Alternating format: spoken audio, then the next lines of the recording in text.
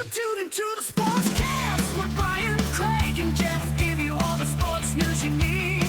We give you outspoken thoughts about all the headlines. We talk baseball, football, hockey, and more. No matter the topic, we cover it. Get ready for the show and keep it outspoken. Keep it outspoken. We keep it outspoken only on the Sportscast.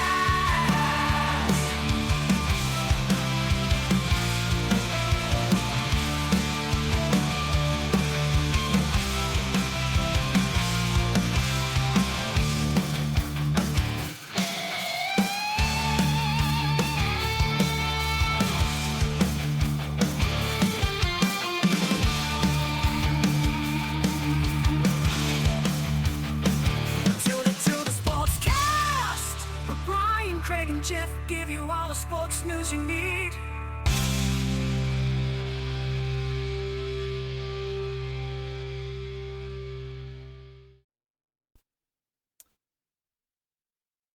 Hello, guys, and welcome in to the Outspoken Sportscast. It's your host, Brian and Jeff. We're going to talk about the NFL this week as we get pumped up for the regular season.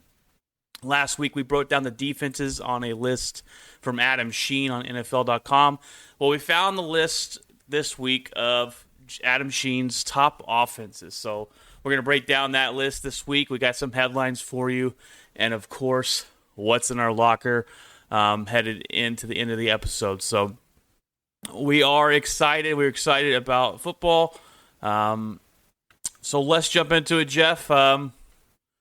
Number one, there's really no surprise here. He has number one is the Kansas City Chiefs, and last season, the Chiefs were the number one offense. They as far as stats go, they had the most yards, certain things like that. There's no surprise. With Patrick Mahomes. And you got Kelsey and Hill and Edwards-Helaire. It's kind of a pick your poison on who you're going to let beat you as a defense.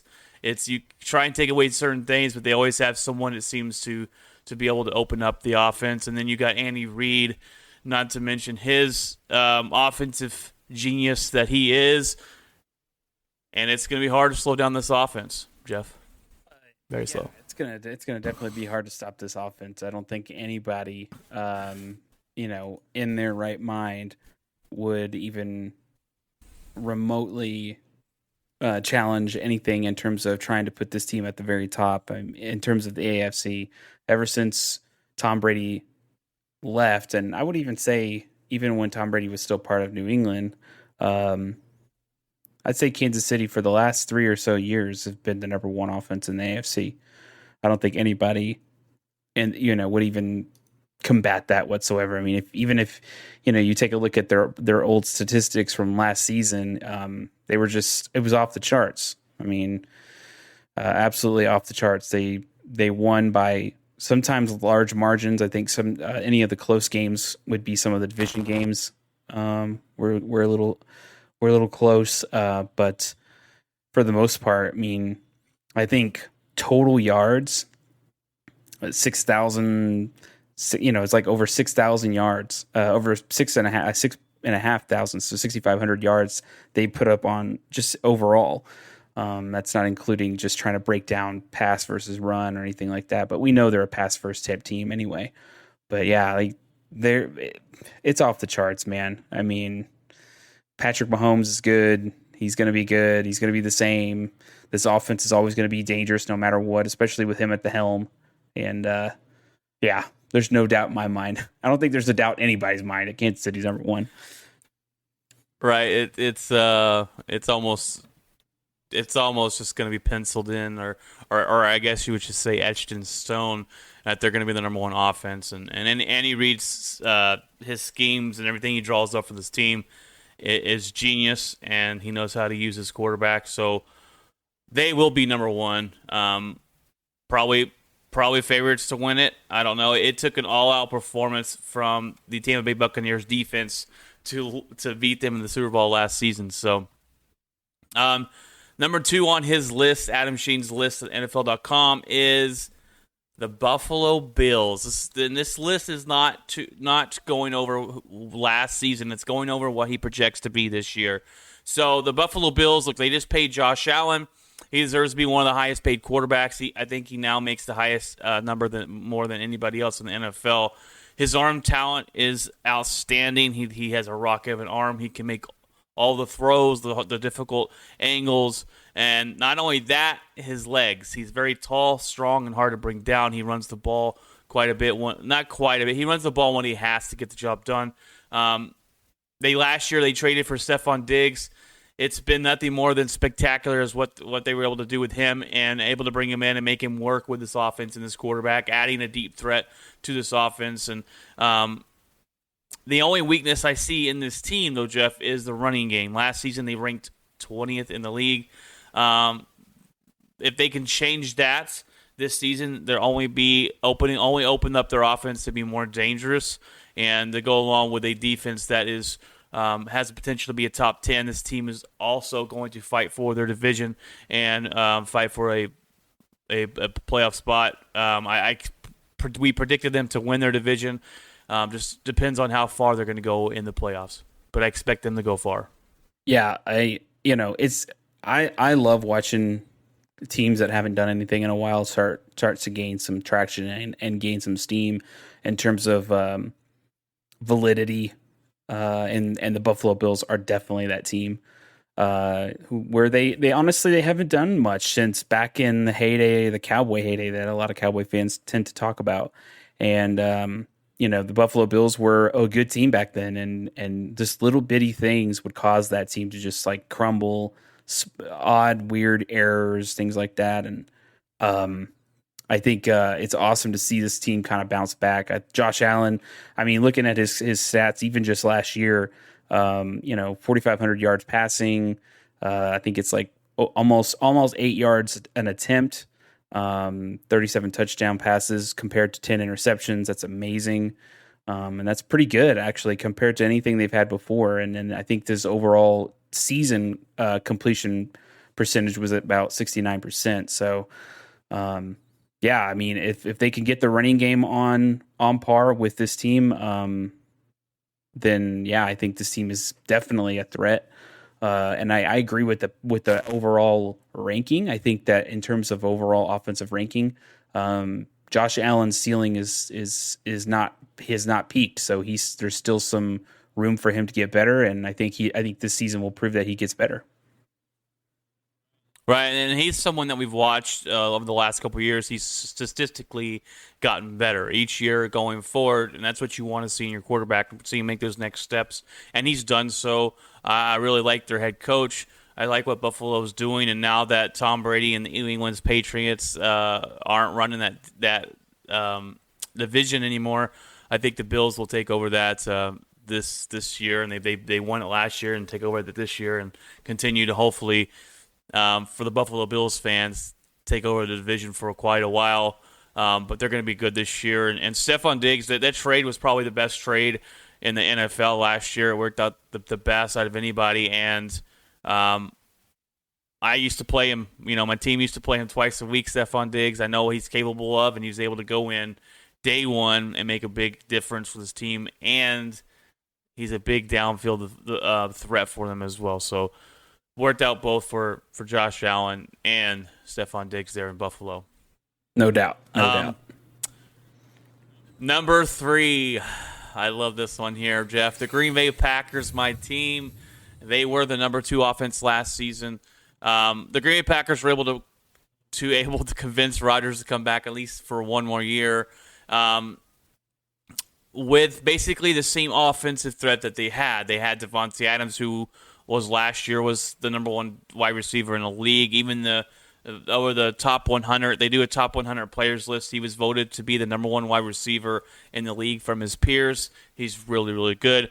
Last year, the Green Bay Packers averaged the most points per game. They even beat out Kansas City in that stat. So that's always fantastic when you're averaging the most points per game.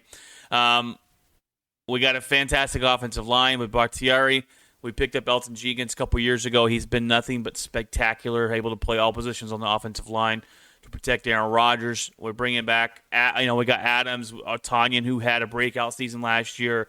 We're bringing back Aaron Jones to help out in the rushing game. This is kind of what I want to call Aaron Rodgers. It's his last dance, Green Bay style, and we'll see what happens after the end of the season. But I think Aaron Rodgers is completely focused, and I think he's going to have a fantastic year to go along with the weapons that we have, the same offensive line. I think our offense should be just as good as it was last year, if not better. Oh no, yeah, I agree. The 3 spot for sure on this one, mainly because of Aaron Rodgers, obviously, and the threat that he causes defenses anytime he's on the field. It's kind of like, not to compare him, but it's very reminiscent to, anytime somebody had to play against Peyton Manning, it was kind of this like, oh gosh, like what's going to happen? How bad is he going to make our team look? It's really interesting because a lot of, in terms of like their stats, they managed to definitely outplay the teams they were going up against. Compared to like opponent stats versus actual offense stats that they would go up against any of the teams that they played. But in terms of like, even the rushing attack was like insane. They had, I think the Packers overall had over 2,000 rushing yards. And I think that's combined, obviously. And then you throw that in there with, 4,000 passing yards and 48 touchdowns in the air, is insane. Insane. I don't know if I'm looking at the penalty stats. I don't know if those were a problem last year offensively for you or not. I don't think it would be. This is obviously over the entirety of the season, but it said 84 penalties, 684 yards. I think that's just probably maybe slightly above average. I don't know if that was a problem last year or not. Maybe that's something that they would want to fix or just slightly fix. I didn't notice it enough to really bug me last year. There's certain years that you're like, my goodness, seems like every freaking play. No, I mean, obviously the less penalties you want 0, but that's not realistic. That seems a little high. Okay. Over the off season, I didn't want to bring back Aaron Jones. And don't get me wrong, I love Aaron Jones. I love the player he is. He's fantastic. He can do a lot of stuff running the ball, and he's also very versatile in the passing game, and we can use him like a wide receiver. I love Aaron Jones. Don't get me wrong. I didn't want to bring him back because I'm a big believer in not paying your running backs. You can always – they're the position you can find easier than most. But having him back, it will help out this offense. There's no ifs, ands, or buts about that. We got the backup in A.J. Dillon, who's a beast. He's going to have a breakout year this year, I believe. We gave him limited reps last season, and he played really, really good for us. He actually outrushed Derrick Henry in the playoffs, or not in the playoffs, but and later in the season. He outrushed when we played against them. So he's a beast, and I'm excited to see what this offense can do. My main concern is the defense of the Green Bay Packers. Last year we were number 12th or 13th, I believe, ranked at the final end of the year. We got a new defensive coordinator who like I said last week, he runs the Vic Fangio defense, which I'm excited about. But if you look at where he's been as a defensive coordinator, he's never coached a team to be above the 28th spot on defense, so that worries me. But he's coming from the Rams from last year, who had the number 1 defense in the league last season. So I'm hoping he can learn a couple things, and we definitely have talent on that side of the football. That's my concern here with Green Bay this season. Not that was a question, but I'm just going into it. But on offense, it's going to be fun to watch. Oh, yeah. Fun to watch. I mean, in terms of points scored, they are number 1 rank in terms of offensive points scored. I mean, when you take a look at even just going and looking at the statistics, it's an apparent that obviously in terms of overall rank, they were the highest scoring team, which is exactly what you obviously want for an offense. So a couple of things just to fix up a little bit is, I guess, the defense, but that's something we would have talked about last episode. So but offensively, 3, sure. And I would even suggest, I don't know, maybe a little higher than that. Yeah, but. I'd bump him up to number 2, in my opinion. But I may be a little biased. It's Aaron Rodgers says he's focused in, and we'll see. Well, what I think happens this offense has proven itself a little bit more than Buffalo. Even though I do like Buffalo and I do like Josh Allen and the way this offense is being constructed, I trust Green Bay's offense more than I trust the Bills' offense. Yeah, but just because they've proven, it's something that's been proven. So that's all. Right. And this with the Buffalo, we've seen Josh Allen progress each year, and it's him with Stephon Diggs. But that was 1 year. We need to see that again and again, and see what his ceiling really is with Josh Allen. But I like Josh Allen. I like Buffalo. I'm glad they're good, and I'm obviously glad Green Bay's good. Hopefully for the future, we'll see what Rodgers does at the end of the year. Number 4 here, Jeff. He has the Tennessee Titans, and we all know Derrick Henry is a beast of a human, and he throws around people with stiff arms. He opens up the passing game for Ryan Tannehill, who's remade his career in Tennessee. Ryan Tannehill came from Miami, didn't really give him any credit. He took the spot there, and he's kind of ran with it. And I think Ryan Tannehill is very efficient, but I do think Derrick Henry running the ball so much and so well that it really opens up Tannehill's throwing lanes, and he's able to produce off of that and make the right decisions. They added the addition of Julio Jones this offseason, who we talked about a little while back about how he's not the Julio Jones that we used to know, but he still can make you miss. He still deserves that respect. So they're going to pair him on the other side of the ball with A.J. Brown, and it's going to make this passing attack better. Their defense is pretty decent as well. This team's a fun team to watch in the regular season. Can they get the job done in the off season, or not in the off season, but in the playoffs? That's the big question with this team to go around. But they're fun to watch. I always love watching Derrick Henry stiff arm someone into next week. It's always a fun watch. Yeah. This makes sense. I'm looking at some more statistics here, and in terms of interception to touchdown ratio, I think total is 33-7, and that's good. That's positive in terms of ratio to compare to touchdown to interception. But yeah, like obviously it seems, and it's low in terms of attempts for passing. So I think obviously they're relying heavily on Derrick Henry because in terms of his attempts is at 521 compared to I think 485, but there's also over 2,500 rushing yards and 26 touchdowns. But yeah, like it seems like if that formula seems to be working, and it seems like Tannehill's found a niche compared to where he was at before. So if they continue down here, they'll be definitely decent. I know that I think they played Green Bay last year and they lost. Yeah, they did. And so I don't know the score on that one, but let's see if I can look at the box score. But yeah, they lost by a lot. 40-14. So yeah, we ended up blowing them out of the water, and that game made me nervous to see what our defense is going to be able to do. But I like Tennessee, I like Vrabel, but they do run a different style because they can. This offense is kind of built like a offense like back in the 90s. We're going to run the ball first down your throat, and we're going to use the play action pass, stuff like that, to open up the lanes to throw the ball. And I really think that's what helped Ryan Tannehill's career. But we're going to play hard defense. We're going to run the ball down your throat.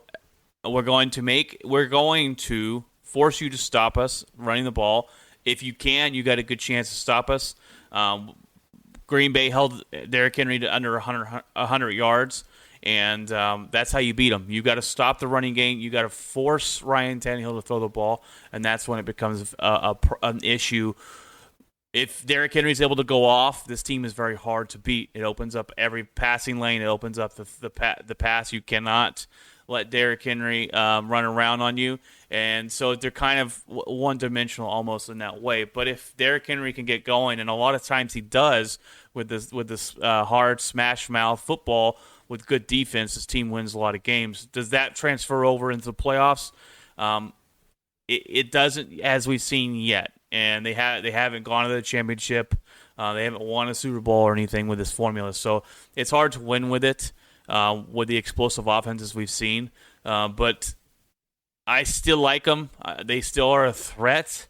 I just don't know playoff time comes around if they're a threat to win it all, in my opinion. But yeah, they have a good offense, and they found a niche that works in a league that has gone the other way in throwing the ball more often than running. Yeah, and just getting an idea of last year this team was in the wild card game versus Baltimore, and they lost 13-20, and so it seems like trying to get past that. I think they actually ended the season with an 11-5 record, and they were first in the division. And I think if the defense is a little odd to me. I don't know why the defense was ranked so low last year. Which is interesting. What were they ranked?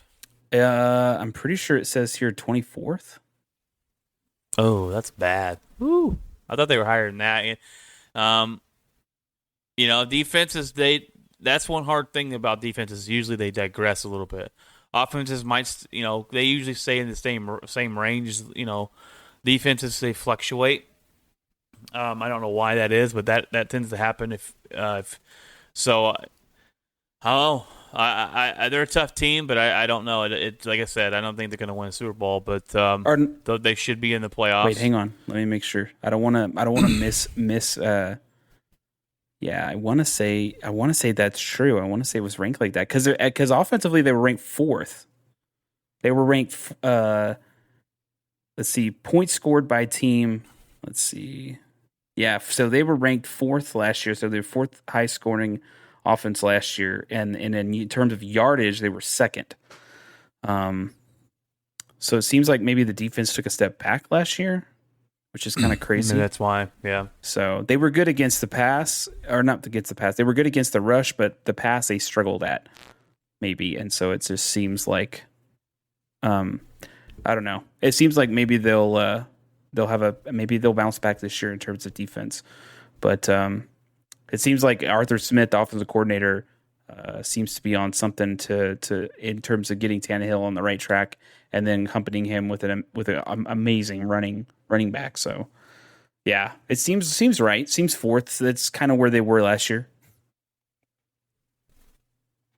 All right, Jeff. Number 5 is an interesting one. He has the Dallas Cowboys here, and with a healthy Dak Prescott. All right, that's the biggest key in this whole talking point. With a healthy Dak Prescott, this team has the talent to be top 5 or more offense in the NFL. They have the potential to have the best wide receiver crew in the NFL. CeeDee Lamb's rookie season wasn't as it should have been with a backup quarterback play, but you can already see this guy is the number 1 wide receiver, and I think this year he has a breakout year as long as Dak is healthy. That's the biggest question mark. Amari Cooper, if healthy, another question mark. Can get you 1,000 yards easily. And not to mention, they have Michael Gallup as a deep threat. He's a really good deep threat. He's sneaky good. He's probably a number 2 wide receiver in most teams. Now, some Cowboy fans, they believe Michael Gallup can be number 1. So they might have 3 number 1 wide receivers on their team. The talk of the season, of the offseason, Jeff, has been all about Zeke's physical shape. They're hoping he can turn back time and prove that his contract was worth it. And obviously, a healthy O-line plays into a big factor into helping Zeke's look as good as they say he does. Their offensive line is getting older, not as good as it used to be. They still got some players, but the biggest thing with this team is all about injuries. If they're healthy offensive line, their running game is going to be better. Dak Prescott, if he's healthy, he's going to have CeeDee Lamb to be working with, Amari Cooper, and Gallup. So this offense has the potential to be a top 5 offense In the league. I don't know if I'd put him top 5 on the list just yet, just as far as potential wise. But like I said, a lot of it relies on health. But this team is dangerous on the offensive side of the ball. Yeah, they're definitely a dangerous team. I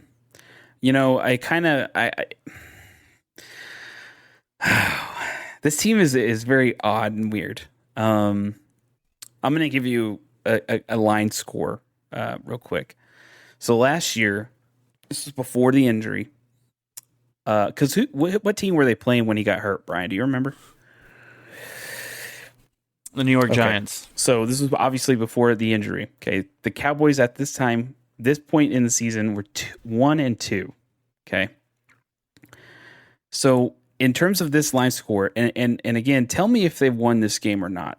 Okay, Dak Prescott he completed 37 out of 57, 472 yards, 3 touchdowns.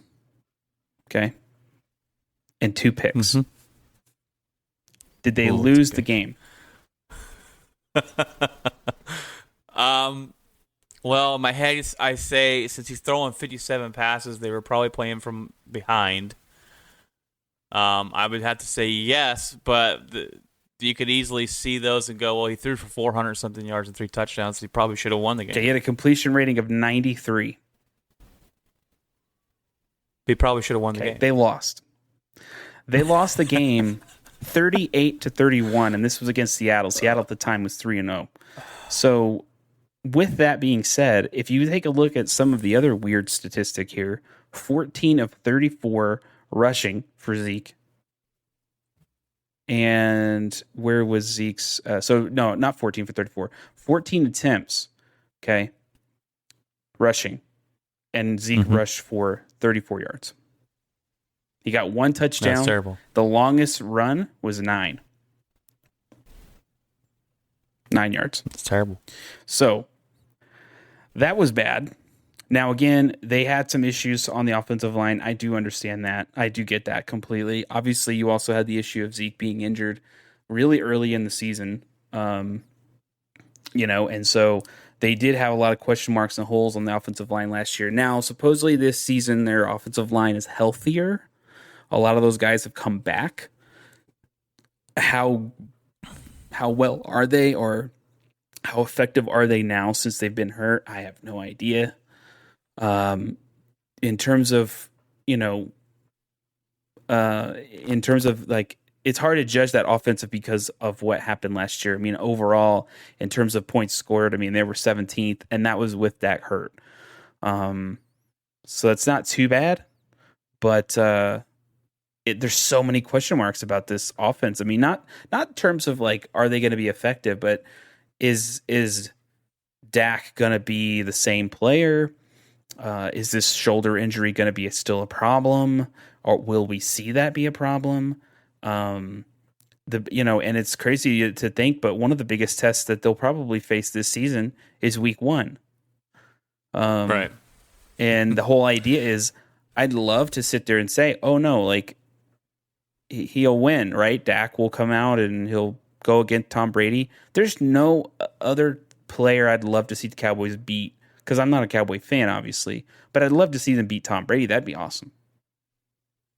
I don't like Tom. Yeah, I'm not a fan of Tom Brady. I wouldn't hold your breath on but that again, one. I'm not. I know, and that's the thing. It's like, I'd love for them to come out and prove that wrong, but I can't trust that. I can't trust that that's going to happen. As much as great as this offensive is, when they go up against these teams that's semi decent, I don't even really. I mean, in terms of defensive teams, I don't even think that the Seahawks had a very good defense last year. They put 31 points on that team. 31. Yeah. So obviously they were the Seahawks were struggling defensively, and they were relying heavily on Russell Wilson and that offense to score high scoring games. And so with that being said, it's like, did this defense turn around in 1 year? I don't know. Will this defense help this offensive team out, or are they going to constantly have to be battling back from down? Dak's going to have to throw 50-something passes a game. I don't know. Well, that's the biggest question mark was last year was their defense, and they had statistically the worst defense in Cowboy history last year. Was that the defensive coordinator? Was that COVID? Not being able to meet? All these factors play into it. I'm not trying to make excuses. Every team had to go through that, but they've already admitted learning a whole new defensive system last year when they weren't able to meet in person and have a regular offseason was a big mistake. They changed their defensive coordinator, Dan Quinn. I do like the hire of Dan Quinn. I think he, as a head coach, he got a team to a Super Bowl. Did they win? No, they choked it away. But as a head coach, he failed the last 2 years after that, and he got fired. But if he's focusing mainly on the defense, he did that in Seattle, and they were actually pretty good. I think this defense is the biggest key here. Obviously, Dak Prescott's injury, coming back from it, Dak Prescott's health is the biggest key, and then defensively, not giving up 30 points a game, because if you're going to have to ask Dak Prescott to score 34 points a game for you to win, you're not going to be very successful. I think the problem is, and you can have a coach, but I mean the players have to be good players. Defensive players, and it seems like Micah Parsons is going to be a beast. He looks he looks really good. But this reminds me of when the Broncos got Von Miller, and it was it. That's all we had. All we had was Von Miller, and it really wasn't anyone else.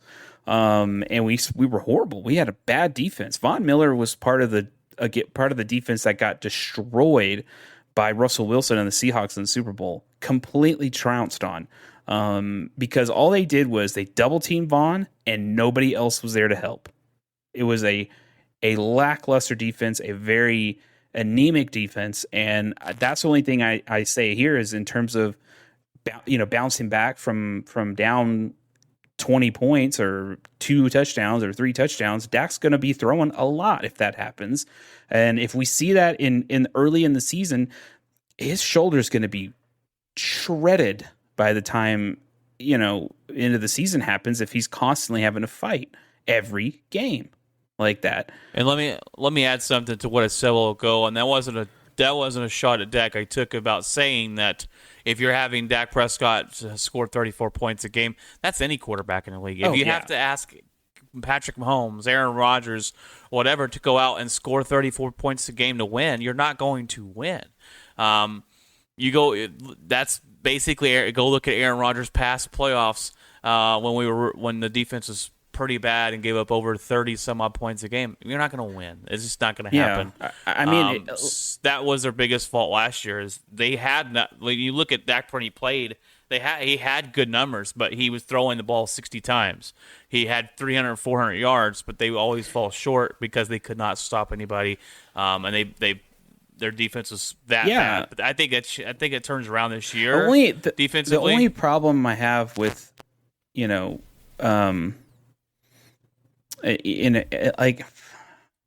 think the only problem I have is in terms of like what's wrong with this team is just the question mark about Dak, and the effectiveness of Zeke. And Zeke lost weight, and I think that's going to help. I don't know. Jury's out on that. I don't know if that's a thing. I don't know if that's going to actually do anything, or if that's just a mental thing. I don't know. But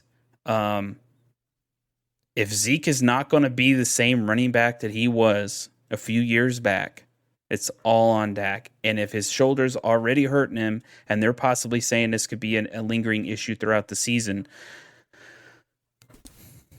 that's not good. Oh, like I said, the biggest key this year for the Dallas Cowboys' success is health. Yes, 100%. And every offseason they talk about Zeke being in better shape, and so I'll believe it when I see it. If it plays better, if he plays better on the field, if he's more elusive on the field, and if he can hold on to the football this season. But that's another reason too why I said I don't like to pay the running backs. The running back position all relies on the offensive line. I don't want to sink a lot of money into a position that relies on another position to be good. If your offensive line's not making blocks, I don't care who you are back there, you're not going to run the ball very well. No, so, and yeah, like that played into it last season as well with the injuries to the offensive line. But look, these aren't excuses. Every team goes through injuries, and you got to find a way to power through. yeah, and like it's just I'm not. I mean, and I'm speaking to this as a just a fan of the game itself. I'm not speaking to this as like, oh, I don't like the Cowboys or anything. But there are question marks about this team. I don't think any Cowboy fan in their right mind would think that there's no question marks about what's going on here. We don't know how well his shoulder is or how well it may hold up during this season. And that's a separate injury compared to the whole thing of the first time he gets sacked or he tries to run, that kind of thing. And so, if he's afraid to run, or if they're like, hey, we don't want you to run at all, it's going to take a little bit of an edge out of this offense for sure, because it eliminates a possible attack that the Cowboys used to have. Dak would run sometimes. Dak would scramble, and so I think that if they allow him to, maybe not in the first few games, but I mean as the season progresses and we see him doing better and better, I think they may loosen that leash a little bit, and we may see him do what he had done before, and maybe he'll be better for that. So, but I don't think this team needs to be fighting back in games constantly throughout the season, because we saw that at the beginning of the season, and if it starts to kind of mirror last year, that's going to be bad. Oh yeah, you definitely don't want to do that. And big question marks on Coach McCarthy. Is he the right coach? Is he a good coach? And is McCarthy an offensive-minded coach? Okay. Yes. So he's not very good at it. Okay. In my opinion. I mean, in terms of odds, just to kind of throw this out there, everybody, I think the Cowboys Super Bowl odds are at plus 2,800. So it's that's a statistic right there. But I know a lot of people throughout the year and stuff, they give out odds or whatever, and the Cowboys, they're right. They typically, in terms of their fan base are always thinking that they're in the mix. So, and the NFC has gotten very good. Yes. They've gotten anybody could win better in the NFC. It finds man, this team. I will say that, because I mean, even like 4 years ago, the NFC was kind of you had your couple of teams, but that's kind of it. But it's the West and the NBA. Like 1 through 7 could to take it. Yeah, but it's good. All right, Jeff. Let's jump into. Oh, definitely very good for the sport. All right, number 6 on this list, Jeff, is the Tampa Bay Buccaneers. Obviously, you're bringing back Tom Brady. His ability, his leadership, and his ability to not make mistakes. They bring back the offensive line, who has been nothing but fantastic in keeping Tom Brady upright. That's how you beat Tom Brady. Is you got to get him uncomfortable, and this offensive line doesn't let you get to him very often. They're bringing back everybody. The same thing like defense. They're bringing everybody back. This offense will have more chemistry. The wide receivers, more chemistry with Tom Brady. I think this team will be more scarier than they were last year. We saw some games last season or that they lost or that they played really close in. You're like, man, I don't know if this team has it. And then obviously they turn it on in the playoffs and they end up winning the whole thing. So this team will be more dangerous this season, I believe. And they'll be more dangerous, and this defense will be top 5, if not number 1 again, with the players they got. So, plus, I think you have an easier division with Drew Brees leaving, but Jameis Winston might lead the Saints somewhere special. You never know, but I think it's the team to beat in the NFC. Yeah, unfortunately. It is, and I'm surprised they weren't ranked a little higher, but yeah, like, because I mean, last year if you take their points, overall points, I think they were like the 3rd highest scoring, but 3rd or 4th. Yeah. Their wide receiver crew is arguably the best in the league. I mean, and yeah, you got Tom Brady at the helm. I mean, it's like 42 touchdowns compared to 12 interceptions. They were. I think they passed for over 4,500 yards, which is pretty good. Their rushing attack could have been better, but I don't think they're made for running, personally. But But I mean, their rushing attack was decent. It just, I think they obviously relied heavily on offense. Defense obviously was the cornerstone to this team, period. But I mean, the offense came when it showed up when it mattered and when they needed to. So that's all you can really say. I mean, they won the Super Bowl, and you can't argue with this, especially with him at quarterback. You can't argue with any of that, period. It's hard to bet against him, unfortunately. I know we're all tired of him. I wish he'd retire already. But I'm tired of Tom. Someone needs to just hit him with a sledgehammer in the back of his kneecap. No, Nancy. I'm just kidding. This isn't the competitive figure skating in the Olympics, Brian. Come on now. Nancy Kerrigan action going on. Come on. That's an insane story. There's actually that reminds me of The Simpsons. there's the episode, and I know I'm getting off topic, but whatever. It's the podcast here. Where they're on a bowling league, and Mr. Burns is so bad because he's so old, and he walks in one night, and they're thinking, we got to get Mr. Burns off the team. He's killing us. And Mr. Burns walks in with a limp, and he's got this really bad limp. And he's like, I'm not going to be able to play tonight, guys.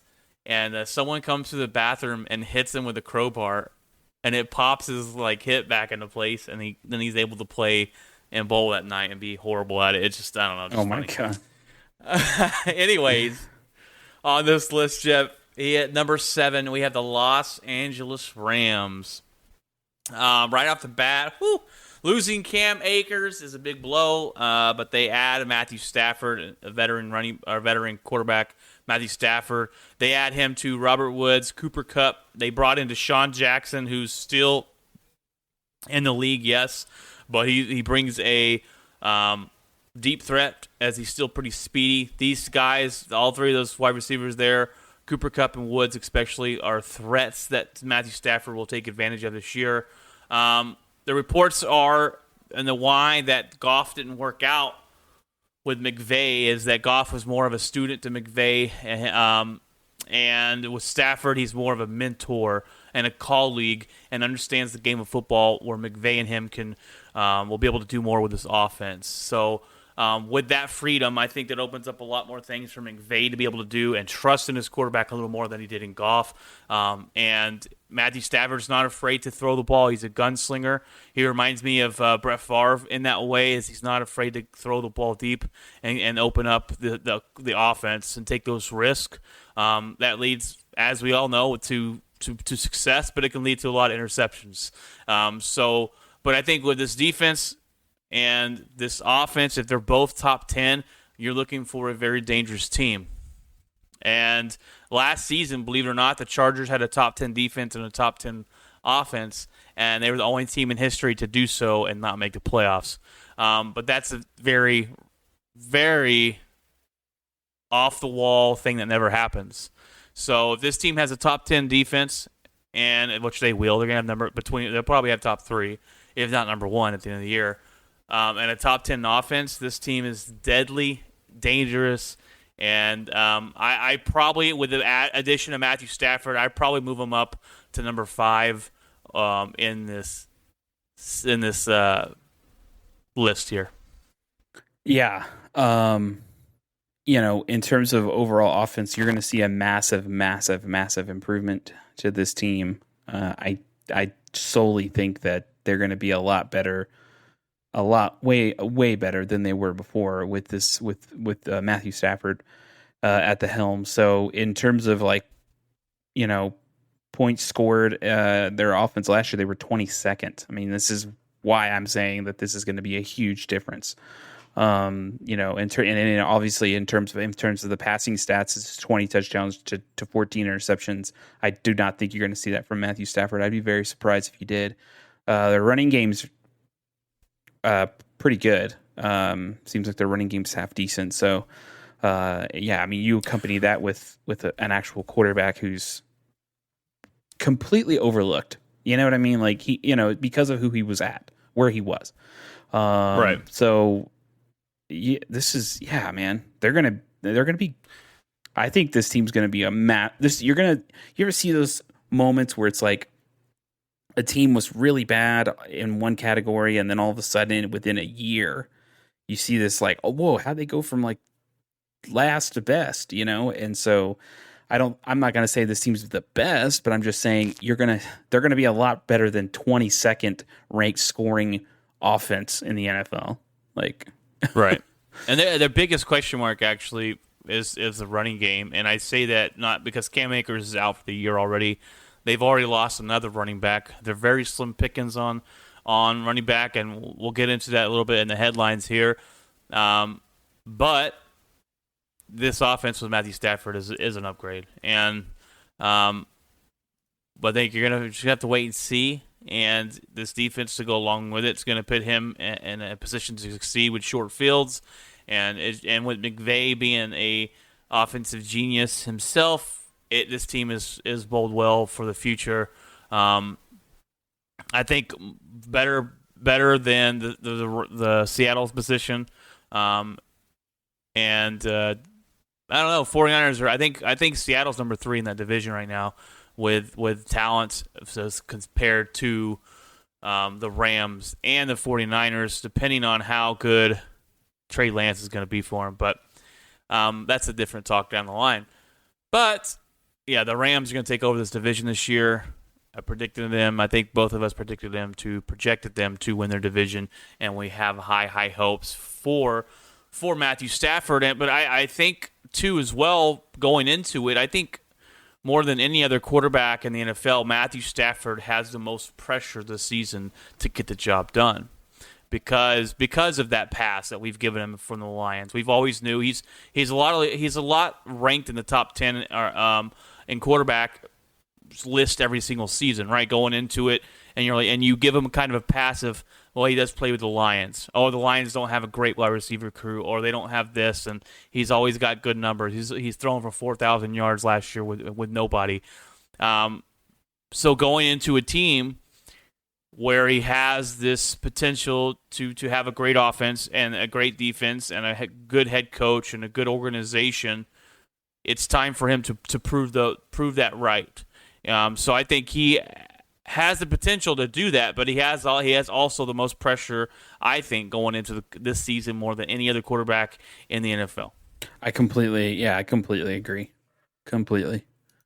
Yeah, any of the Rams, any LA Rams fans, if any of them are listening, you're gonna have a good offense.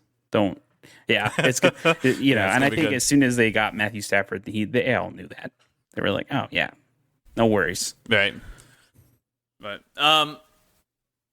all right, Jeff, number 8. This was I can't talk. This was a surprise for me, and at number 8, he's got the Atlanta Falcons, who were 4-12 last year. They lost Julio Jones in the offseason. Like, how are they going to get better? But they added a new head coach who will hopefully light some fire into this team. Matt Ryan, Adam Sheen thinks Matt Ryan has a lot less in the gas tank at age 36. When it comes to this team's offense, it's all, first of all, you got to have a good quarterback to win. Matt Ryan is a decent quarterback. Is he a elite quarterback? No, I don't think so. But he's probably in the bottom tier of the top 10 list. 8, 9, 10, maybe 11. Well, it depends on where you put him. But this offense relies on Calvin Ridley, who's been fantastic ever since he's been drafted. And they just drafted Kyle Pitts, who Kyle Pitts is the next sure thing as a great tight end. He can play tight end. He can play wide receiver. He's fast, got a big body. He was a big pickup for this team on the offseason, and he's a freak of an athlete. He can play tight end. He can block for you. He can play the slot wide receiver. He can play any kind of wide receiver position, and it looks to be he's marked as the next for sure pick other than Trevor Lawrence and a quarterback. But I'm interested to turn on the TV and see what Kyle Pitts can do this season.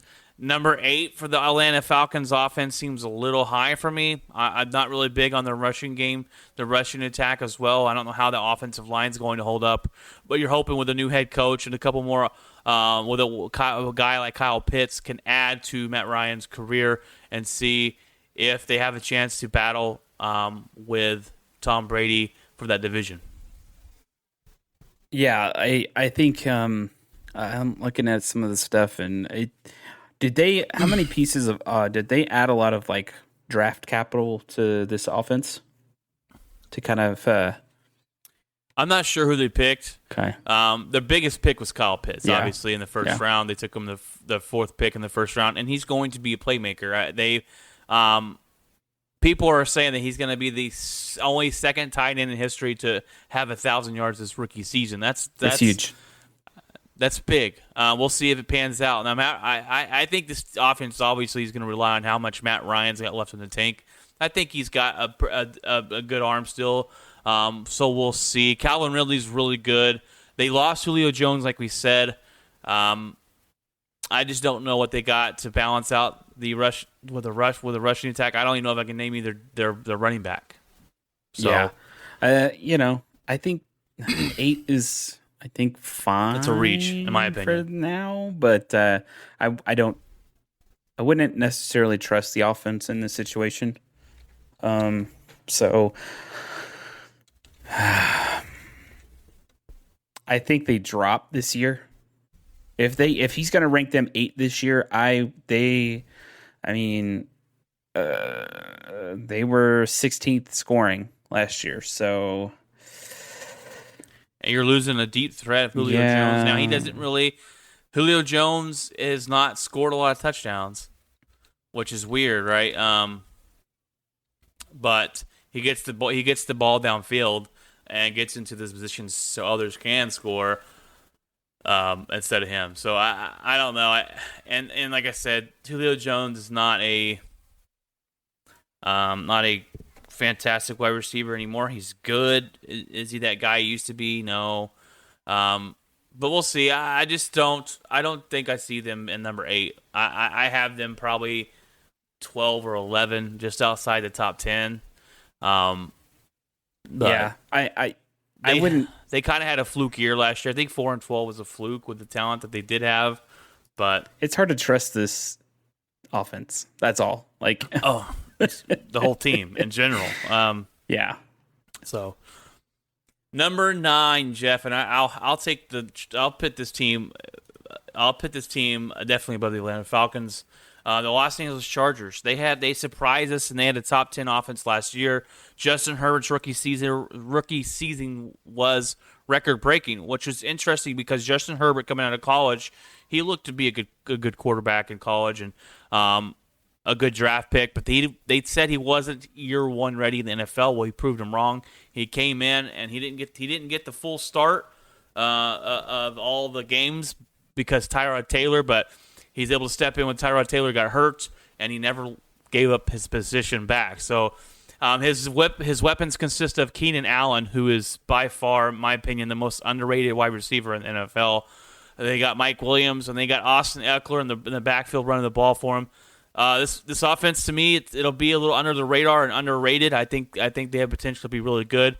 And they also signed Corey Linsley from the Packers. He's one of the best centers at his position in the NFL. He's a guy I wish Green Bay could have kept. We just couldn't afford him. So he's got a good center there. He's got a good offensive line. They got a good running back, and he's got some guys around him that can make this team better. Justin Herbert should progress next year, and with the defense that they have, the defensive players with healthy, this team could be a shock out in the AFC next season. I do expect them to have a top 10 offense, and I would pit them definitely above the Atlanta Falcons and maybe move them to number 7. Yeah, I think so too. Like the quarterback in general is extremely good for this team, and he's a rising quarterback, which means he's getting to a point where there's a lot of buzz behind him. Even more last year. I think that's gonna even jump up this year as well. So I don't see anything offensively. And this is like a freaking. I don't know. If you're a Chargers fan, after Phillip Rivers is out, like what more could you have asked for? In terms of a rising quarterback that seems to be clicking right now. So if that can continue and he can continue to improve. Even more so, and obviously, in terms of like, see, and I the only thing is like, I know the Chargers are overall offensively good, and as long as they're accompanied with that defense that they have, I think they can actually be a pretty decent team. But my only problem is I wonder how many teams are going to start picking up on him, on Herbert. But do you see any teams doing that? Do you see any teams kind of picking up on maybe mannerisms, maybe not being fooled as much? Well, that's always something you worry about. I mean, when it comes to new guys, I think, Lamar Jackson's that way, but he's for a different reason. Justin Herbert throws the ball. He's going to make those. He's going to make those throws. He's going to make those tight window throws and be the quarterback he is. I don't think they're going to pick up on him super quick. But that's what the good quarterbacks do, right? Every year they look and change something, or they make tweaks on the offense, especially when you're young, until you really get to know the game. Because I think eventually when you get so good, even like Rodgers or Tom Brady and Peyton Manning, they know what's coming. It's just, can you stop it? So I think it really is going to depend on this offensive system he's running, and but I think he's going to have a good year this year. I don't think they're going to pick up on him too much, but we'll see. That's always something that happens, and they've got to make those changes and notice, this defense kind of knows what I'm going to do here. I got to switch something up, but you got to make those adjustments, in-game adjustments, and everything like that. So I'm surprised that he was able to do as good as he was last year. I didn't think watching his college career, I didn't think he was going to be NFL ready day one like Joe Burrow was, and you could clearly see a difference between him and Joe Burrow. But he came in, he stepped up, and he played really, really well. And not only that, this guy's making difficult off the wall, off the run. I mean, he's making difficult throws on the money, not afraid to make those passes. And I think that's what I noticed from him from this first year. So I'm excited to see him going forward, to seeing what he could do, continue with this Chargers team. And I think this is another team, though, Jeff, going into it, health plays a lot of factor into this team. There's a lot of times that this team is not healthy, especially on the defensive side of the ball. They have a guy named Derwin James who's fantastic, but he's missed a lot of football games. He missed all last season. Joey Bosa, is it Joey Bosa? Joey Bosa's for the 49ers, but it's his brother, the other Bosa. He's been hurt last year. Is it Nick Bosa? Nick. Is it Nick Bosa? Which one's on the 49ers? Nick Bosa's on the 49ers. I think Joey Bosa, I think I had it right, is on the Chargers. He was missing last season. So this team, their running back was hurt last year. This team has a lot of injuries. If they can stay healthy and have everybody on the field at the same time, this defense is good and this offense is good. So I think for them to have such early success with Herbert is fantastic for this franchise. They went from Phillip Rivers to Herbert, and that's hard to do, to go from a guy that's really good to another guy that looks to be really good. Now we never know in a couple of years if we're even mentioning Herbert's name, but he looks like he's going to be a fantastic quarterback, and I think definitely fun for me to tune in and watch. Yeah, I completely agree, and they did not have Bosa last year, so that was definitely a factor in maybe some of the offensive, at least in terms of issues. If they had any issues last year, that would have definitely been one of the problems. But yeah, like, I think that they're definitely higher up than the Falcons. So yeah, if I would really want to switch those out, that would be good. I'd rank them up to 8 and then put the Atlanta Falcons down to 9. So I think that's right. Off. And I think you could bump the Falcons out of this list altogether. I think he's missing the Cleveland Browns, who have the potential to be really, really good on the offensive side of the ball. They're going to be a top 10 defense more than likely. I think you could put them at number 10 or number 9 in the offensive category as well, especially if Baker Mayfield is competent back there in the backfield. You have the best rushing attack in the NFL to go along with Landry and Odell Beckham if he's healthy. So I think they have the potential to be good in the top 10. And I also think the Baltimore Ravens are missing on this list. I would put them in the number 9, probably, maybe number 10 as well. So just a couple of teams I think you could throw in there instead of the Falcons. But I don't think this list is bad or anything. So I think you kind of hit it. Yeah. Pretty good. There's a couple, the Cowboys might be highly ranked than they should be because there's still a lot of question marks in it, but they do. The potential is there. So it's an interesting list. I love lists. Most people love lists. You like to go through and either tear it apart, tell you why you agree with it, and stuff like that. So, but that is the spotlight of the week this week, guys. Next week's spotlight of the week will be our first look into the top 5 games of the very first start of the season. So usually what we do is we go into the top 5 games before the week starts and kind of give you why we think the game's going to be good, who we project to win, and it's always a good time of year when we're doing that. So, all right, Jeff, let's jump into the headlines. Most of these headlines are going to be football related. This first one is not, though, Jeff. This one's an interesting case. It's the Tyler Skaggs case. And Tyler Skaggs, I don't know if you guys remember the story. He was a baseball player for the Angels, and this happened here in Texas. The Angels were in Texas on the road to play, and the game got postponed because Tyler Skaggs was found dead in his hotel room in South Lake, and it was a big investigation. And obviously a sad outcome. But the federal prosecutors are saying that the Angels are defying a subpoena in Tyler Skaggs' case. Federal prosecutors asked for information on the drug dealing within the Angels organization, but the Angels lawyers said that the information included Tyler Skaggs, and because of an investigation, they were claiming it is protected by attorney-client privileges. They're refusing to give over some information, and that's a little interesting. I don't know what the Angels. It doesn't look good from their point of view on it. It doesn't. If it really is attorney-client privileges and they can't by law give it up, I get that. But I don't think this article would be out here and then being accused of doing any wrongdoing or holding back information if the law states that they have every right to do so.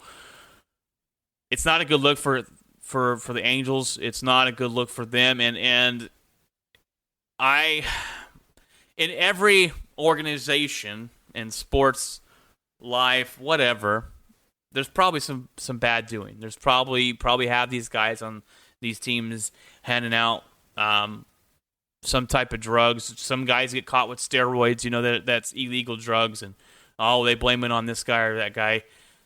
But this guy is in here dealing fentanyl to players. And fentanyl is a very dangerous drug. So that the Angels, in my opinion, are part blamed for having this guy around. He was hired by the team to be there. The Tyler Skaggs parents is suing the Angels. That's what's all going into this situation. But I just thought that was interesting that if the Angels aren't trying to hide anything, why would they not give over that information? It makes you wonder if they're hiding other things that they don't want you to hear about. I mean, yeah, it's again. I mean, any story in terms of like negativity with Major League Baseball. Major League Baseball wants it to go away. They do. They don't want any negativity. They're trying very, very, very hard to make the game and the game cleaning. So not only is the Angels organization possibly in terms of being odd in this situation, I can assure you that Major League Baseball is also a part of this. Now, where is the Players Association in this situation is my curiosity, because they also, I don't know if they would. How does that work when a player has passed that was part of a situation that is the result of some kind of neglect on an organization, do the Players Association, are they also here to protect the dead too, as a result of a problem that happened within the organization? That's a good question. I don't know all those answers. You would think, though, that the player organization that stands up for the players, if a organization has wrongdoing going on, that they would help out. Maybe they're the ones that are telling the family, "Hey, you need to sue." I don't know. Okay. But there's definitely some wrongdoing. Now, look, Tyler Skaggs is his own, or was his own human, and he's got to take responsibility for taking those pills, taking those drugs. Maybe he didn't know what they were. I don't know. That's the question we will never know. Did he know what he was putting in his body, or was this guy randomly just giving out pills and, we'll just give this to him because he overdosed on fentanyl? He had fentanyl and alcohol in his system, and those things do not match very well at all. I actually, fentanyl is very dangerous. I saw a video the other day about fentanyl, and it was a cop talking about his partner. They had a drug bust in this guy, and they pulled him over in his car. They ended up arresting him. He had drugs all in the car, and the officer's partner, who was a rookie, a young officer, walked over to the car, and he got too close, just too close to fentanyl. Right? He didn't touch it. He didn't lick it. He just got too close, and his partner said, "You've got to stand back. You cannot be that close to this substance. Even breathing it in is dangerous." Minutes later, this officer that got too close collapsed and started having seizures. That's how dangerous this stuff is, and the other officer was able to save his life. But that's pretty dangerous, and you never know how much you're taking and everything. So this guy that I forget his name. But he's been arrested, the guy that worked for the Angels organization. He's been arrested, and he is being charged. So there is some justice being done.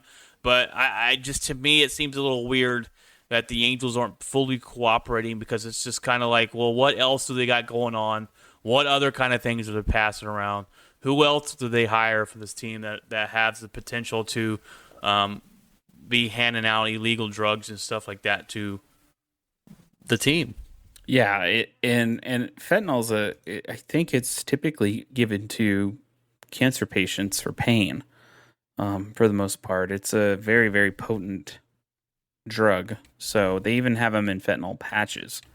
So it's a extremely important important drug for people who are in relatively a large amount of pain. So yeah, this is going to unfold. This is not going to be very pretty. The Angels organization is going to be in front and center. I don't know what Major League Baseball in general is going to try to do with this situation. They want it to go away, I'm sure. I'm sure they're going to try to hold off on saying anything at first, and then obviously I'd love to see what the Players Association says about this situation as well as we go forward. Right, and I just looked up this report. It says ex-Angels staffer Eric Kay used Tyler Skaggs as a middleman to deal drugs to multiple MLB players. So there seems to be like a lot of just fishy stuff going on behind the scenes there, and it's not good, obviously, for baseball in general, for the teams, for the players, and everything else. So it's probably, I don't know if it's, I'm guessing it's going to come to an end now that all this stuff's getting out, but it's a case that's kind of hidden under the radar because I don't, but I saw that pop up the other day. I was like, oh, that's interesting. We need to discuss it. Oh, yeah, it's definitely an issue. And there's a lot of tentacles in this situation, so it'll be interesting to see how far this stretches outside of Angels organization. All right, Jeff, the next headlines kind of goes over what we talked about a little earlier. The Los Angeles Rams have traded for Sony Michel from the New England Patriots in hopes of finding their answer at running back. They've lost Cam Akers. They've lost two other running backs this offseason. So they're hoping that Sony Michel can come in here and help them out. Sony Michel has played 3 years for the New England Patriots. He he hasn't rushed or he hasn't broken 1,000 yards in any of the seasons. So I don't know how great this is going to be, but it's got to be better than nothing. They're kind of running out of options. They didn't give up much for him, but Sony Michel's also a shifty back. I think they can use in the passing game as well. I think he's better fit for that than actually ground and pound. So that'll help out Matthew Stafford in that position. And you can find those ground and pound guys a little easier, I think you can, than finding a running back that's versatile in the passing game as well. So they're hoping that he can come in here. When he first started, he was pretty electrifying with the New England Patriots, and then his buzz just kind of dropped off from there. But we'll see if he can help him out and help out this Rams, as they are desperately looking for running back, as their running back the room has been depleted. Yeah, and there's been a lot of rumors that there was a lot of rumors that the Broncos were possibly in a situation where they could send a running back to Los Angeles, Rams, and it was kind of shot back and forth, but I don't think anything came of that. The Broncos are deep in that position, and so we do have room to give up one. Obviously, I think it would be Freddie Freeman, or not Freeman, not Freddie, but Freeman, and so that would be an option. But I don't think the Rams. They actually mentioned at one point they weren't interested in getting a new running back, but then they obviously did. So. But yeah, I mean, if they're definitely gonna need some help running back wise, because you can't just put it all on Stafford. So, but obviously having a good quarterback might help the run game out too. Right. All right, Jeff. Speaking of your Denver Broncos, they decided to name Teddy Bridgewater as their starting quarterback this season. It was open competition between him and quarterback Drew Lock. This is a good thing for Denver. I'm not big on Drew Lock. I think Teddy Bridgewater is definitely better, but in my opinion, it's still not a great option for him. I think that's their biggest issue, and hopefully they'd address that next year. But for the time being, Teddy Bridgewater will drive that bus for the season. This is split the fan base. A lot of fans wanted Locke. A lot of fans wanted Bridgewater. And it was kind of this weird tug and war between fan base. And a lot of the thing about the reason why fans were obviously wanting Locke is because this represents this is a grown talent in the organization. This is a guy we brought in. This is a guy we picked. And so a lot of people want to see him succeed. And he's also, he's a risk taker. He'll make a pass and go, whoa, what the heck? So he's a little bit different. I think Teddy is more, he's a safe option. You know what I mean? It's kind of like, he's very much check down McGee over here. So is this a safe option? And I think that some of the fans are like, we just need somebody who's just going to play it good. Play it safe, play it good, know the play, know where people are. So there's this weird thing going on. I've never seen this before in this organization, where you have some players that are on Bridgewater's side, you have some players that are on the Lock side. You have some front office staff that are on Bridgewater's side and some front office staff that are on Lock's side. Fans are on one side or the other, and it's just this strange thing. But I just want to see, ultimately in the end, do I like the pick? Do I like them picking Teddy over Lock? In my personal opinion, as just a fan, no. I say that because I would rather know for a fact that Drew isn't going to get any better, and just see it unfold as it's happening, as opposed to this big question mark as to what. I mean, this is pretty much the end for Drew Lock. I think that think this isn't there. I mean, there's a possibility that something happens during the season and Locke comes through and has to play because Teddy screwing up or something's wrong or he got hurt, unfortunately. These two guys, and the funny thing is, these two guys are friends. They don't have ill will. Locke isn't like, I wish you nothing, and Bridgewater isn't thrown in his face like, hey, I've been in this league for X number of years. So they're actually really good friends and they have nice things to say about one another. And even Drew, even in his press conference after that was announced, he even talked about that a little bit. And he was just like, him and I can learn from him and I'm able to ask questions and he has no problem helping me out, whenever I have questions about something, which is cool. I mean, you don't ever hear anything bad about this guy, which is awesome. I would rather have a guy who's also, has played the position for a while, but also is not going to disrupt the team. I don't want that.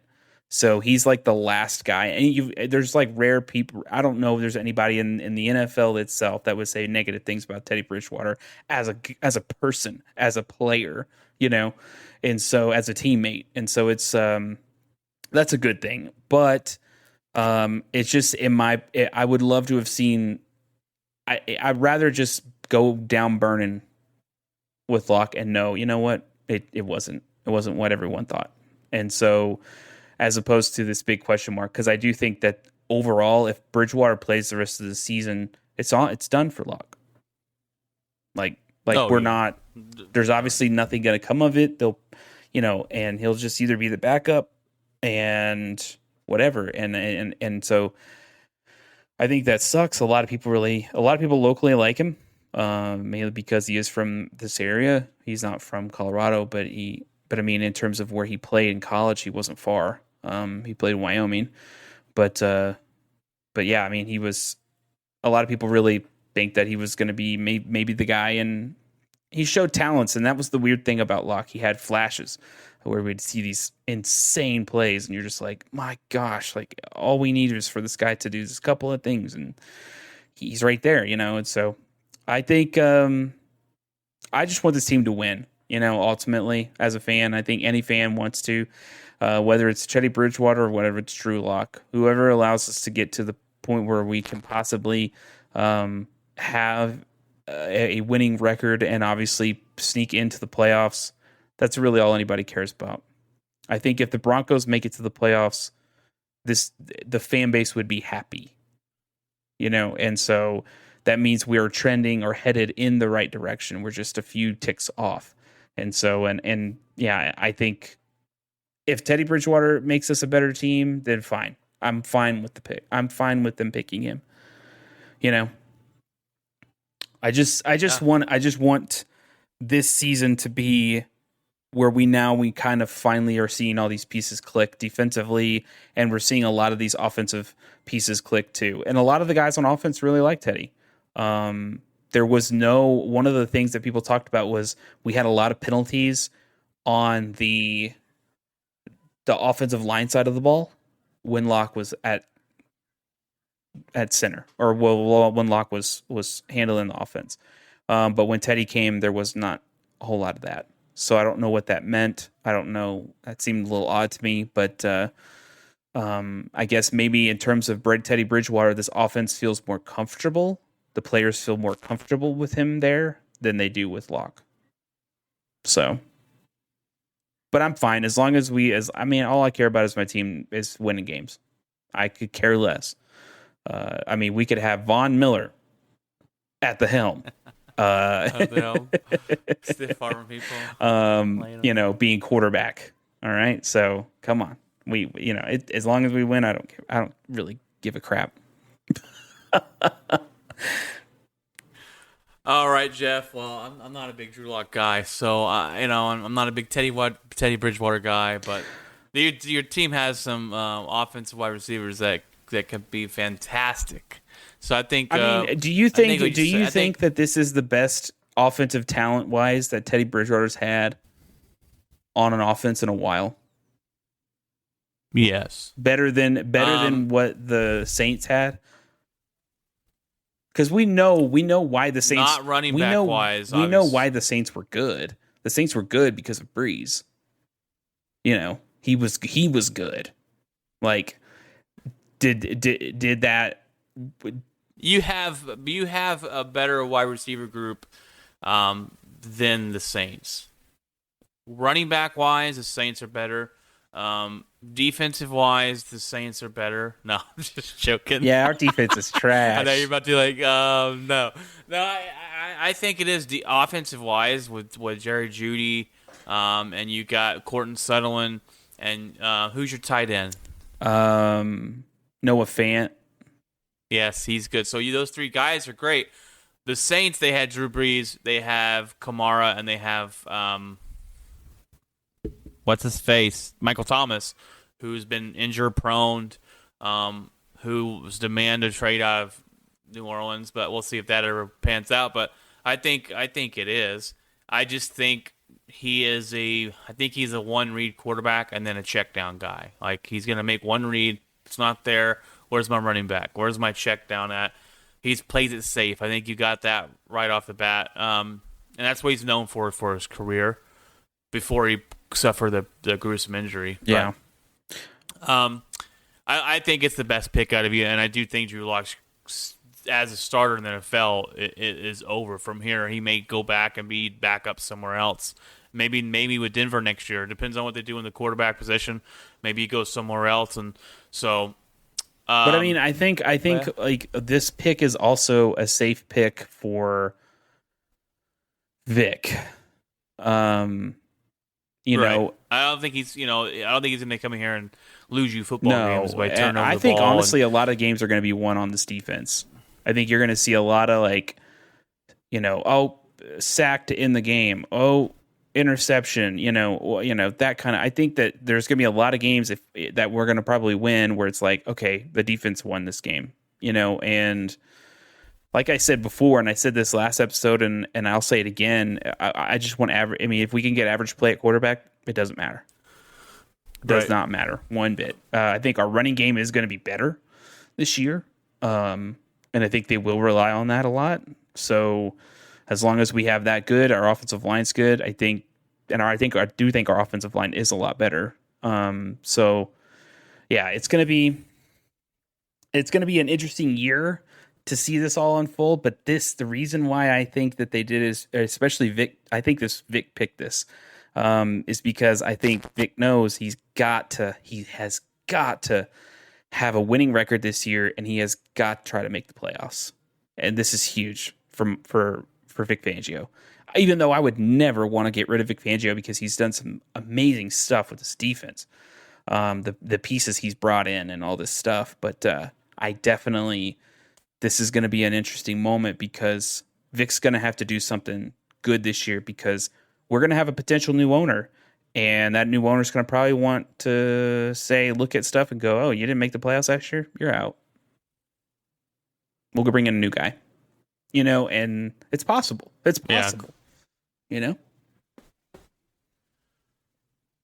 All right, let's see our next one. I'm gonna skip that one. We'll get to that one next because the other one's football related.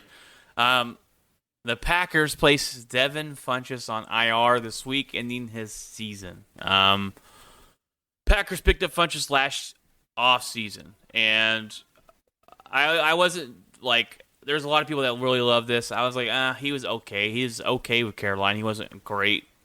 Rodgers could make him better, obviously, but he decided to. First of all, they got him for a veteran presence in the wide receiver room. He set out last year because of COVID.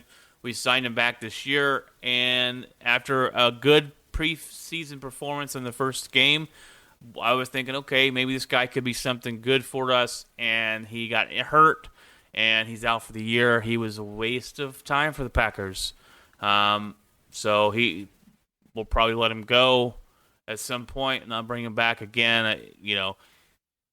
So that was news in Green Bay this week, and kind of a slow news week this week if Devin Funchess made it to our headlines, but that was a big headlines there, and This ruins your chances this year, Brian. This ruins the offense. I don't know what Rodgers is gonna do. I mean, I wasn't high on the pick. A lot of people were like, "Oh, that's a good pickup." I'm like, "Yeah, he didn't do much. He hasn't done a whole lot in his NFL career coming from Carolina." So, I keep mixing this guy up with. There was a guy on Pittsburgh. I thought, was it Funchess? There might be. It's a weird last name. So, but yeah, like it's it sucks, but it gives it's one less option for Rodgers to throw to. But I mean, when one guy goes down, I mean, that's why you have a draft, man. Like, you just got to find somebody else, Yeah, we'll have a couple guys fighting for a spot. This last game will probably be a big deal as to who can get that spot. All right, Jeff, this is one that you wanted to add to the list here. Max Kellerman leaving the First Take show with Stephen A. Smith. He's headed to do a new radio show with Keyshawn Johnson and Jay Williams, who Jay Williams does basketball or used to play basketball. So there's that. But the rumors are swirling that Stephen A. Smith wanted Max gone on ESPN, or wanted him gone, and ESPN has made it happen. Stephen A. Smith, I'm not a big fan of Stephen A. Smith, but regardless if you like him or not, he brings ratings in. He brings money in. I can't stand him. I don't know who usually does. But some people listen to him. Some people listen to him because they hate him and they want to hear what crazy stuff he says. I think I don't like him a lot because I think it's an act. I think him, Skip Bayless, it's a bunch of just fake opinions to get people to react, and that's why it's so popular. But I'd rather be real with you and give you my honest opinion. That's why that's one of the reasons I do this podcast show, is to be honest and real with you. I can be real with you about my own team. I'm not just drinking a Kool-Aid thinking everything's great. Anyways, Jeff, I will leave you the mic now, and you can tell us what you've heard about this, or but I can't stand Stephen A. Smith, so I don't pay too much attention to him. Side note, Brian does drink Kool-Aid during the show, so I don't know what he's talking about.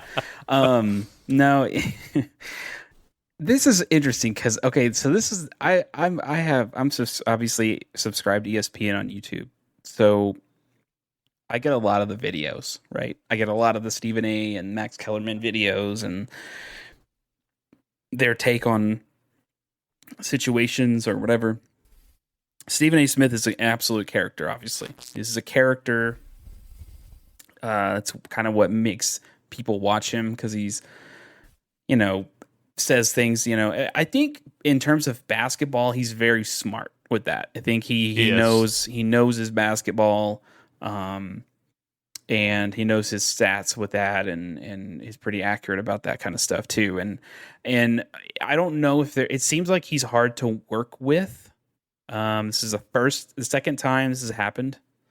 Max Kellerman came in for Skip Bayless. Skip Bayless, obviously, it's said that he left and he wanted to start his own thing. I don't know. We probably will never know, because none of them are going to throw each other under the bus. But in this situation, it's interesting how another person has left, and he hasn't really been there that long. I mean, I don't know how long he's been there. It's been it's maybe 4 years, 5. So for him to go do a new show with a couple other people says a lot. I think it's Stephen A. Smith. I think Stephen A. Smith is maybe hard to work with, but I know a lot of Cowboy fans can't stand him because he talks bad about the fan base. I mean, I don't know. I talk bad about the fan base too, but and that's always pretty hilarious. Anytime I see him talk about the Cowboys, I have to tune in because it's it's too fun. It's too good. It's too good. And he trolls them anytime they have like a thing where they're in town. He'll come out with a cowboy hat on and a cigar. Anytime they lose, he does the same thing. So it's in terms of like trolling Cowboy fans, this guy's very entertaining. But yeah, it's very possible that he's hard to work with, and hard to, maybe he's a perfectionist when it comes to certain things, and ESPN, they love him. The people in the front offices and stuff like that, they obviously love him, and he's gotten tons of money, a huge contract with them, has his own show outside of First Take, and it's kind of sucks. I thought they were really good together, and the whole point of First Take, and this is why I find it very interesting, because Stephen A. Smith basically said that he wasn't argumentative enough. Like, he didn't argue his point enough. And which I find odd, because I always thought Kellerman was the opposite to Stephen A. and definitely put his 2 cents into something.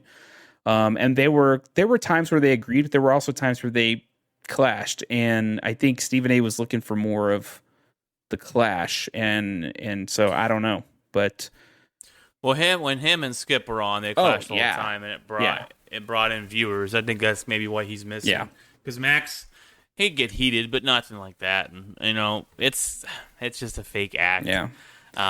So and then you also have Stephen A. Smith, who hates the Cowboys, and then Skip Bayless, who loves the Cowboys. And Stephen A. Smith loves the bad man. That is Aaron Rodgers. He's a bad man. I love it. I can agree with him on that one. So definitely, he's interesting. He's a character, and it's. I do watch. I mean, he brings content, so I do watch some stuff that I'm like, what did he have to say here? And whatever. And he does bring content to this podcast or to sports and anything that brings content's great for us to talk about. Yeah. So, kudos. He has an $80 million contract, Jeff, to be a character on TV. So kudos, man. I mean, what else can you say? Yeah. So, I mean, it sucks for Max Kellerman. I thought he was pretty cool, but if Stephen, I think as soon as Skip Bayless left, I knew Stephen A. Smith was the sole control, control tower of First Take.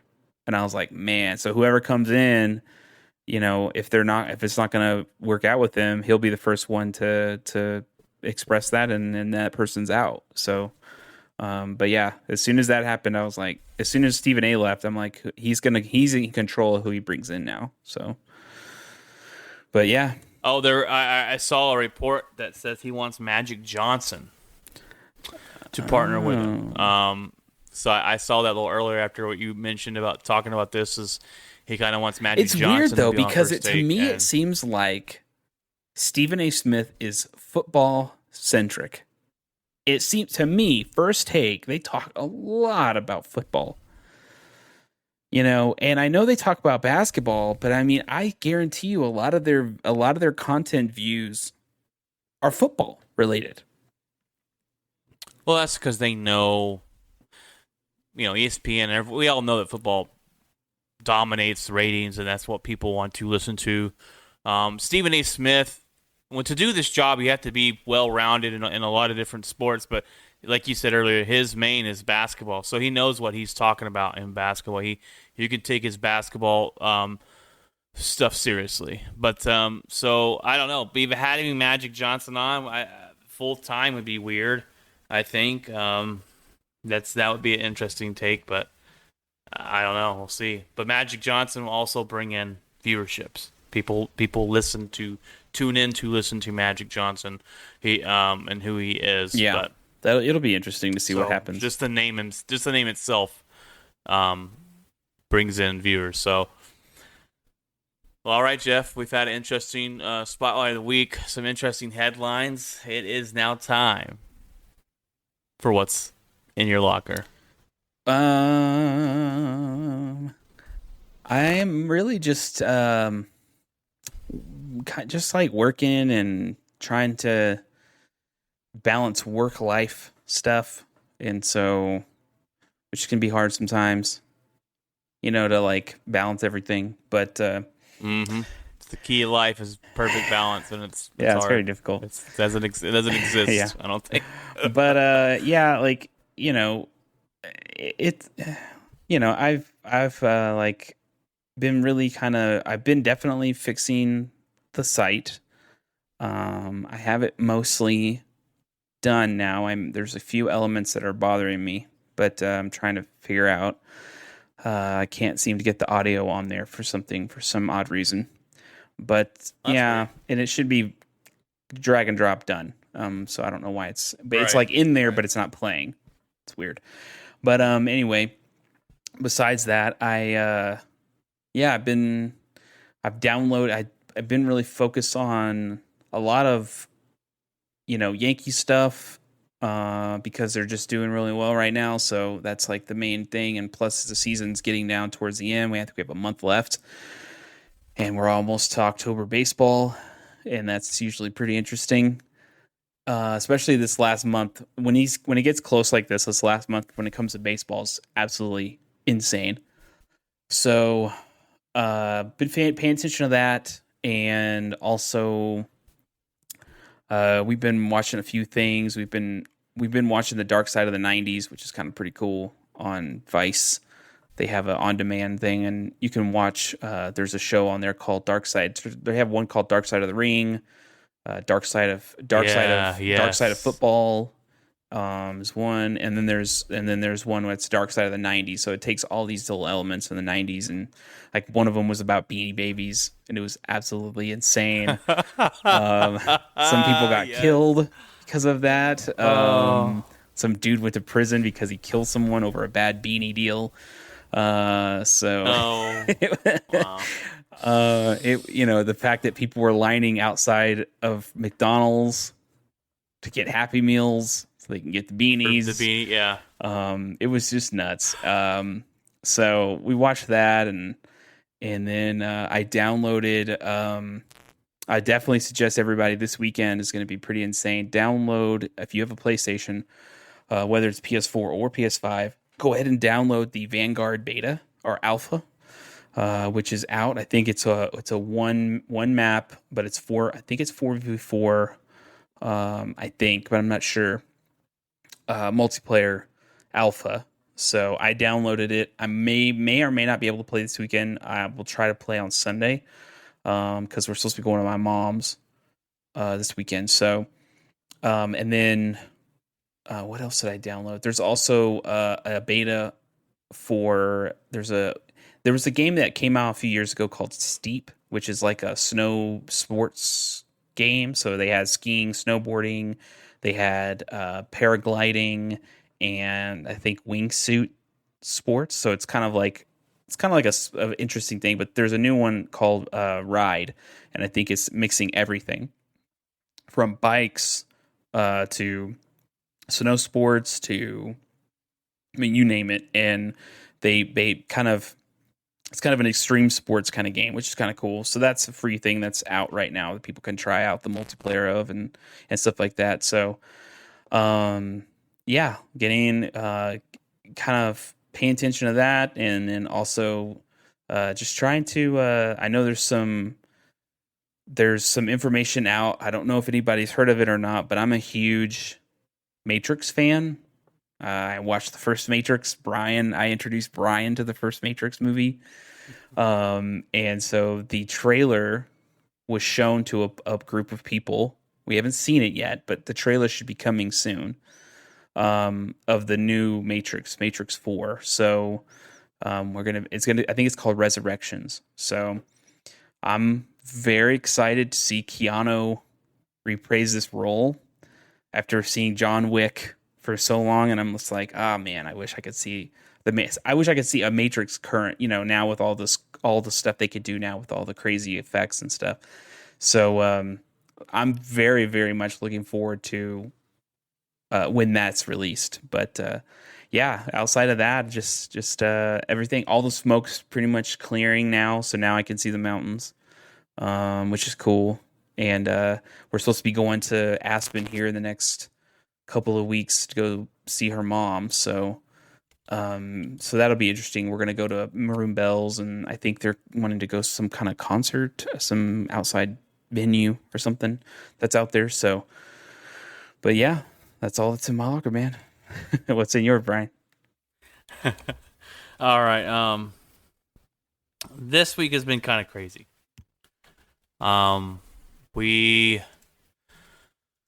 So Monday, my kids woke up and they had a cough. They had a little scratchy, sore throat. We called the school and they refused to take them. They said we need a negative COVID test. I was at work already. My kids woke up. I'm already at work. I go back to work Tuesday. I get sent home because my work's like, I don't know. We can't really be here if you might have COVID. Didn't know it was up in the air. So my wife took him to get tested on Tuesday. No, she went to get him tested Monday. And the place said it takes 24 to 48 hours to get your test results back. I'm like, okay. So actually, she told me 24 at first. She took him, got him tested. It was 4 o'clock in the afternoon. So we had to wait till the next day. So I couldn't go to work on Wednesday or on Tuesday. Or sorry, on Wednesday. That's right. Wednesday comes around. We still don't have any results. I'm like, are you kidding me, dude? Like, my kids aren't in school. I can't go to work. I'm not getting paid for this time off right now because I don't technically have COVID.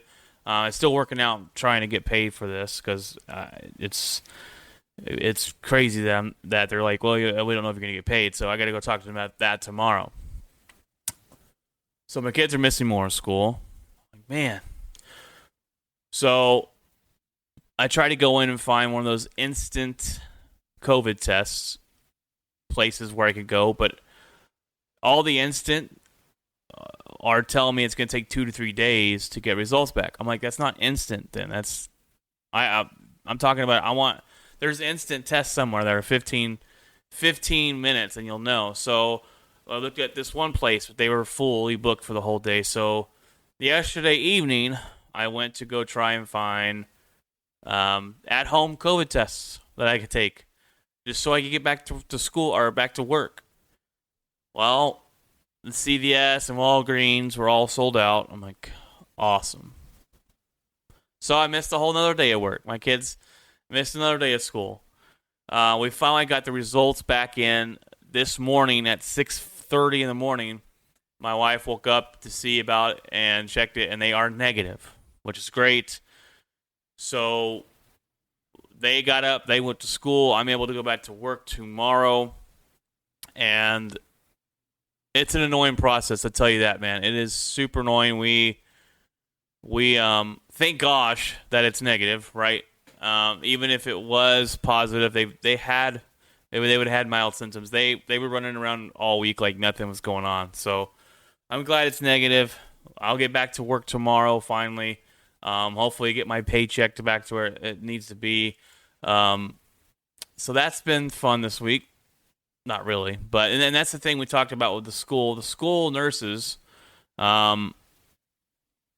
said basically this is how it's going to be. Anytime your kid is a little sick, if the kid comes into school and eats lunch and goes outside and runs around and throws it up because he ate too fast, we have to send you home.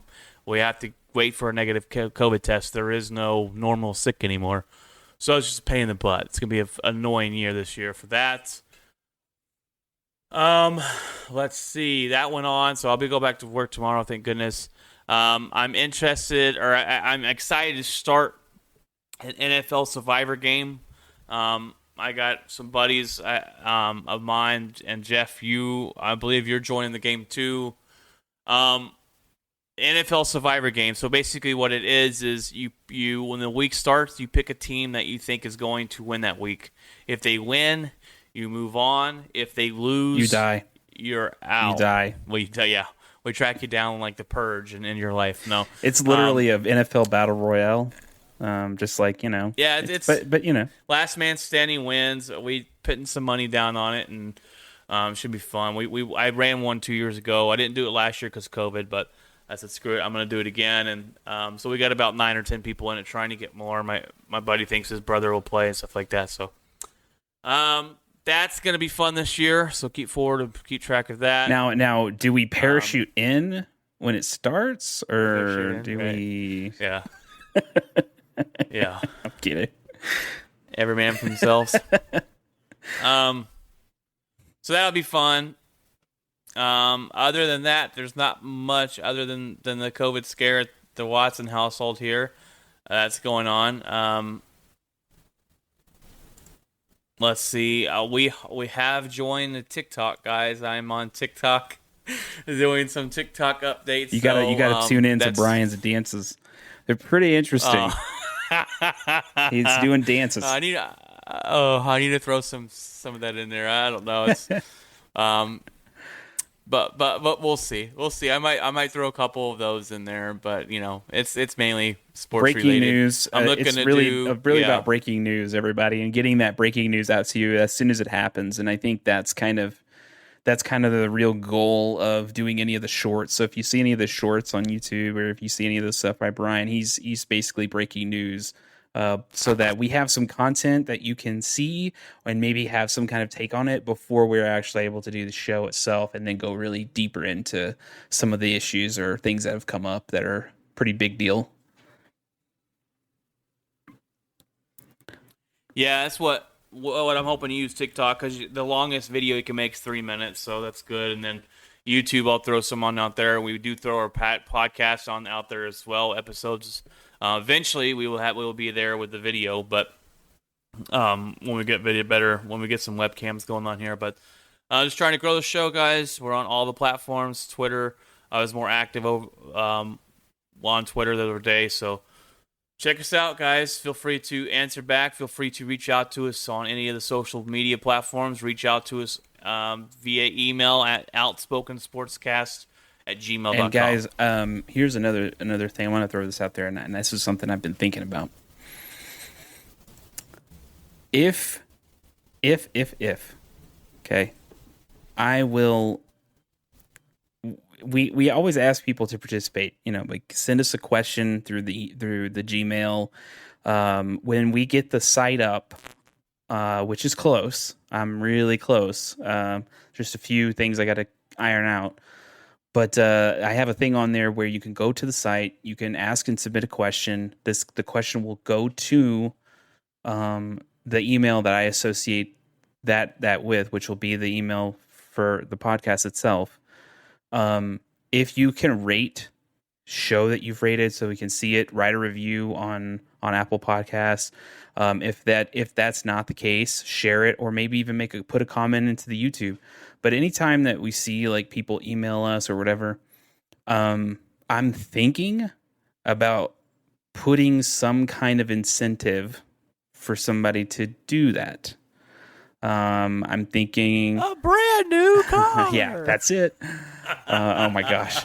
But no, like a $20 Amazon card or a $20 PSN card or something that I can do it. And then that way, however many, people do it, we could do like a small raffle, or whatever. And then whoever wins out of that raffle gets the card, and so, I was thinking about something like that, to where it incentivizes anybody to come and participate. That way, you're encouraged to do it, and then ultimately you get some kind of thing out of it. And so, I'm thinking about something like that, maybe towards the end of the year. That way, if y'all want to go ahead and start interacting and doing things like that, we can also submit questions of what y'all think. Do you think that the Cowboys are going to win their division this year? Do you not think that? And based off of, how many people pick, we can talk about the results on the show. Stuff like that. So as we continue on with this, I would want to do that. And if it comes from either Brian or myself, it's fine. Like I would love to be able to have some kind of incentive, to kind of spark some kind of interaction with the community that's listening. That's a fantastic idea, and I've been getting some comments on our TikTok videos, so that's encouraging. So just keep it up, man. Reach out and give us your sports takes. I don't know if we want to set something up so where if you give us a Super Bowl prediction or something, and it plans out to be true, you can win that $20 gift card to Amazon or something. Yeah. Like that. But I like the way you're thinking. All right. Well, it's been a long one, but it's been a good one. It has, and we can edit this part out. But have you noticed the time? It's gone back down to like 3 minutes. You notice that? It's weird. The time of the episode, it was at like an hour and 30 or whatever, and then it dropped back down to 3 minutes, 6 minutes, and I was like, "What the heck? I don't know what's going on." We can edit this part out, but all right, guys. Well, that's been this episode. We talked about the defense last week. This week was the offense, and next week we'll give you the top 5 games of the starting NFL Week 1 schedule. So look forward to that, and then we'll come in the week after and we'll break down those games or anything interesting that's happened during the NFL Week 1. All right, guys, get an exciting time. The football season is upon us. It's going to be a very interesting season. I think now that fans are coming back, it's going to be loud. It's going to be fierce. It's going to be fun. Agreed. All right, guys. Stay safe out there, and we'll see you next week. Bye.